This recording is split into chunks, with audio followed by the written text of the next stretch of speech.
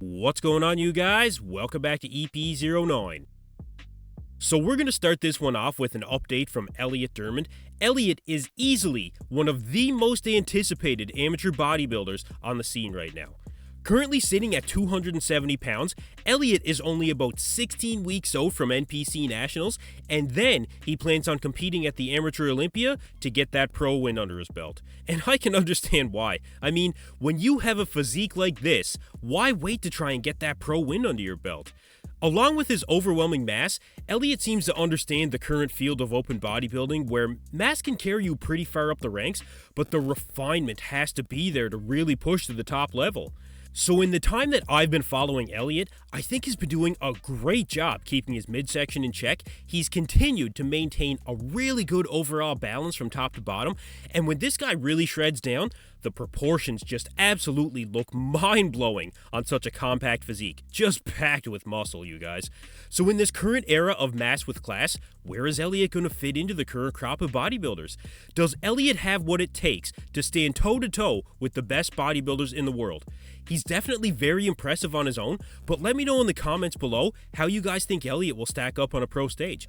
Personally, I think he's got a ton of potential to be one of the greats of the sport. Alright, next up, Lucas Coelho has dropped a physique update at 2 weeks out of the Mr. Big Evolution Pro in Portugal, and Lucas looks absolutely ready to get on stage here, you guys.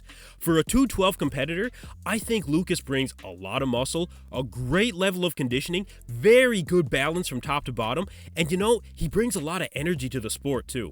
And for a guy that tore his bicep and needed surgery within the last year, you'd hardly be able to tell if you really didn't know. Now, if Lucas does win the Mr. Big Evolution Pro here in a couple of weeks, how will he do on the Olympia stage? And I'm not sure what he's weighing in at right now, but hopefully he has some room left in his weight cap, because although he is very impressive, I think he needs just a bit more size to really get into that upper echelon of the 212 division. He's got the shape, he's got the proportions so far, and man, he's definitely got the energy. And with a few more pounds on his frame, I think he could be a very dangerous competitor on the Olympia stage. So let me know in the comments below, do you think Lucas Coelho has what it takes to be in the top 6 at the 2023 Olympia? I really think he's got a lot of potential, you guys. We'll keep our eye on Lucas as he approaches the Mr. Big Evolution Pro. Alright, next up, we've got an update here from Stephane Matala. He's been dropping a lot of updates actually, and Stephane is another athlete that is really standing on the brink of greatness in classic physique. And this guy, he's been very, very impressive ever since he announced his presence to the bodybuilding world back a few months ago. Now the question then is the same as the question now.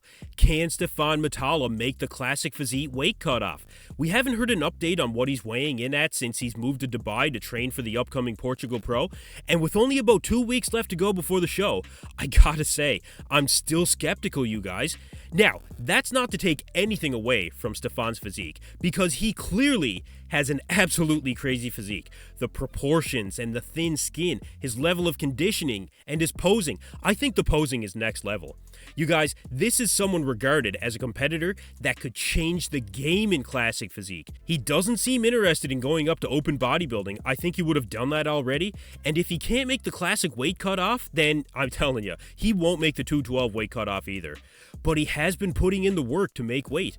2 sessions of cardio a day at 2 hours each, plus weight sessions on top of that. The work ethic is definitely there, and I want to see him make weight.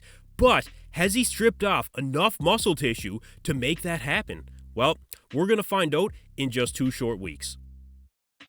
Alright, last up, after a very lengthy 1-year-long offseason, Regan Grimes is getting set to finally compete. He's now currently 11 weeks out from the Yamamoto Pro, and Yamamoto is actually a really big sponsor of Regan and has been for quite some time now. So it really doesn't surprise me as much as I was hoping that he would compete in a North American show. But either way, at 11 weeks out, Regan is looking pretty good here overall, and we can start to get a bit of an idea if Regan has really made enough improvements during his year-long off from competing. So the question is, has Regan improved enough to crack that top 10 or top 12 at the Olympia this year? And to be honest, I'm still not really sure, you guys. He's done the right things to make it happen. He's trained by a coach known to create mutant-sized bodybuilders, being Milo Sarcev. He's been doing the giant sets, the consistent training and dieting. And at the peak of his offseason, Regan did hit 300 pounds. So like I said, he's done the work. But has that translated over to a significant gain in muscle mass? Because that's what it came down to for Regan.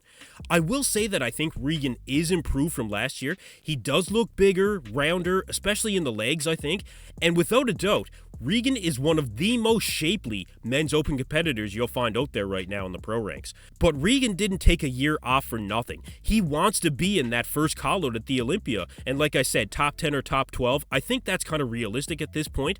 But he knows that that's even a tough nut to crack on its own.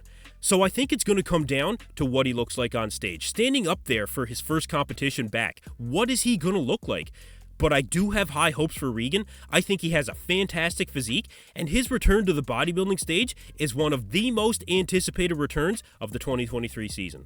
So we'll follow along with Regan's prep, and we'll see what kind of improvements that he's made. Anyway, that's it for me in this video, you guys. Thank you for tuning in to EP09. Be sure to like and subscribe.